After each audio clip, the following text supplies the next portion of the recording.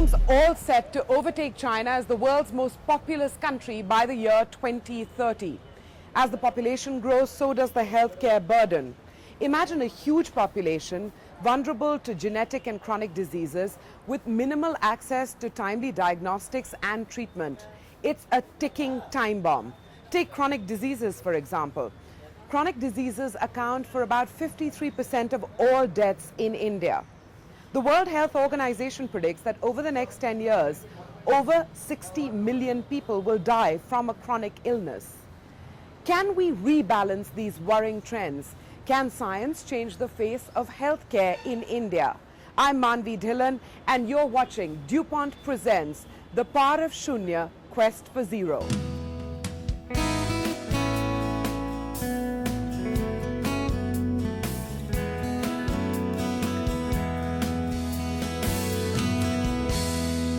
I'm at the Narayan Health Hospital in Bangalore. This organization and its founder, Dr. Devi Prasad Shetty, have one mission: innovative thinking that can bring healthcare to the uninsured billions. We meet Dr. Devi Shetty, a cardiac surgeon and philanthropist who has made it his life's work to deliver affordable, accessible, and quality healthcare in India. Dr. Devi Shetty, thank you for having us here at the Narayan Health Hospital. We're reflecting on India's healthcare burden. As the population grows, one imagines so does the healthcare burden. Do you think that right here, right now, our healthcare burden is already at an alarming size? We are at a crisis point.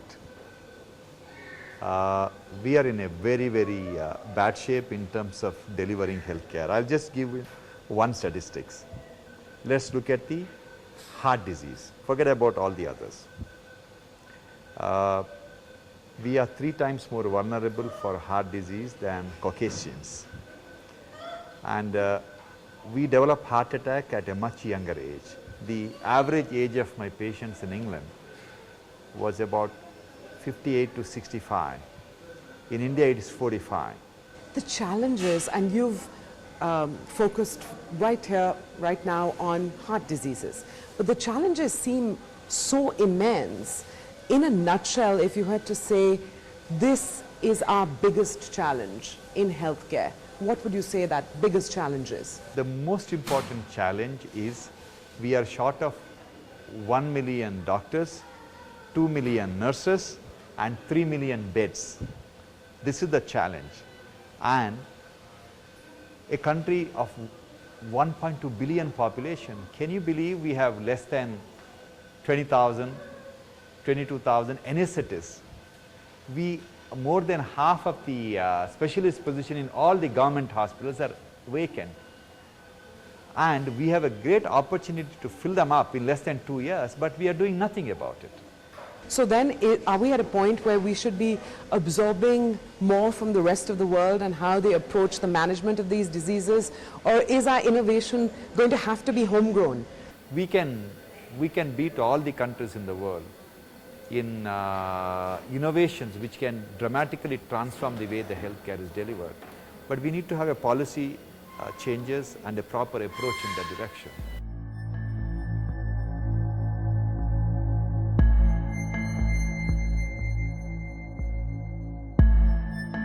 We had lost a sister, elder sister in the family because of a stomach CA, and it was a general lesion, so diagnosis was not all that easy.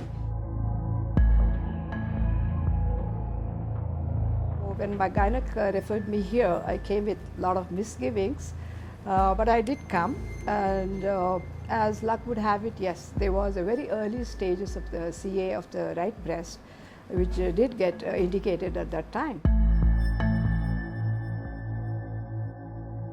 You know, you have to just face it. It's life is a challenge, right?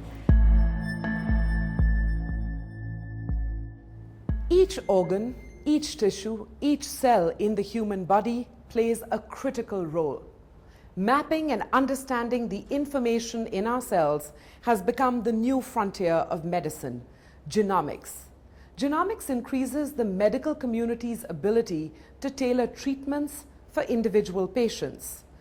Today, I'm at Strand Life Sciences, Bangalore, a company with cutting-edge clinical genomics capabilities. Armed with these capabilities, Strand Life Sciences is forging ahead on cancer detection and testing of drug treatments. Join us as we explore how the innovations at Strand Life Sciences could transform healthcare in India.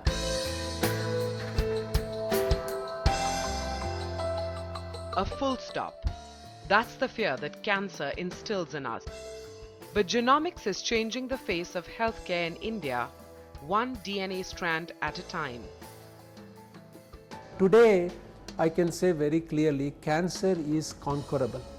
Cancer can be a chronic disease. Like you have diabetes, you don't cure diabetes, we manage diabetes. Similarly, cancer can be managed very well. The only important thing is it should be properly diagnosed and properly treated.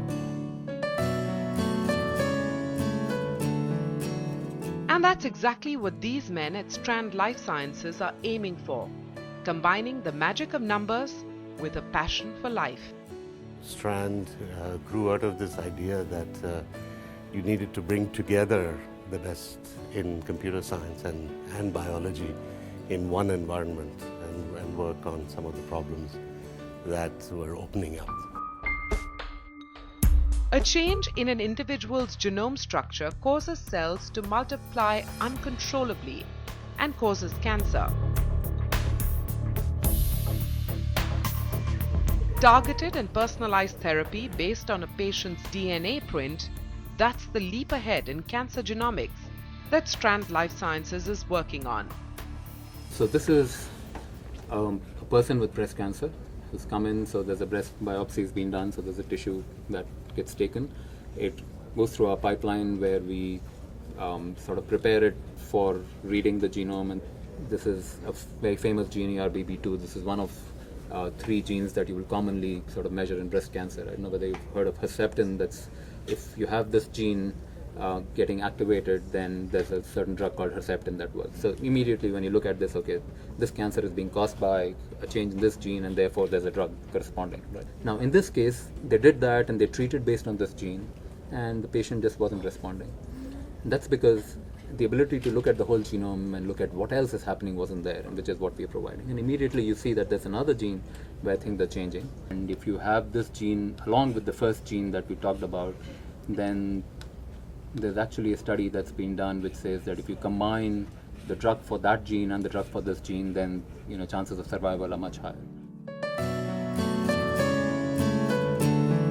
That's science at work for ordinary Indians and giving cancer a deadly fight. It has been a very, very long journey, but it was not alone, because I knew this lovely lab which they have established now, they're going to hold my hands. God forbid, if I do get a secondary again, I know I can always come to TriStar Strand Laboratory, and they have my DNA, they have taped everything for me for the next 3 generations, whether it's for my siblings or for my children, they've got it all in their records. What's also at the intersection of cutting-edge technology and science is the virtual liver from Strand Life Sciences. So let's dive straight into it.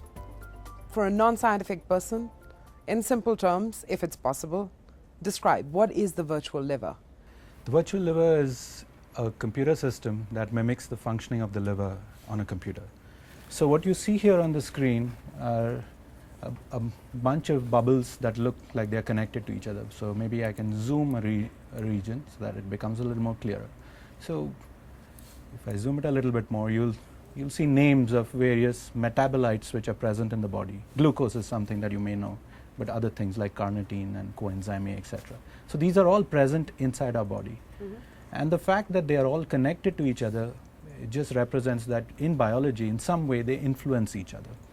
So what I could go and do is I could go and select this particular region, and I could look inside, and then you see the mathematics behind the connection. So you'll see equations in here, which may not make a lot of sense to a layperson, but essentially describe what happens in biology, how 2 things interact with each other. How does the benefit of the virtual liver translate on ground?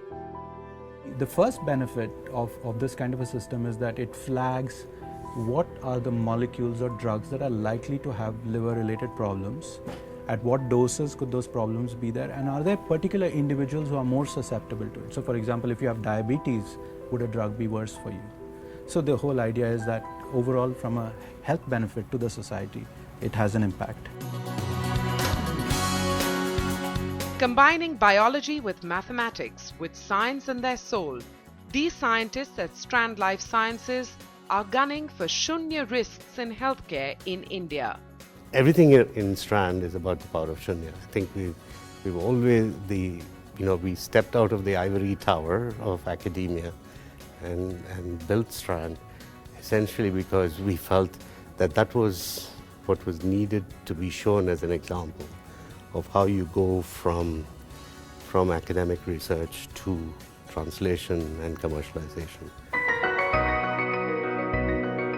A small yet significant leap in modern healthcare in India. Strand Life Sciences, a company that's challenging the status quo in diagnostics and disease treatment. After the break, we examine an innovation in anemia testing and management. The Power of Shunya, Quest for Zero will be back in a moment. Stay tuned.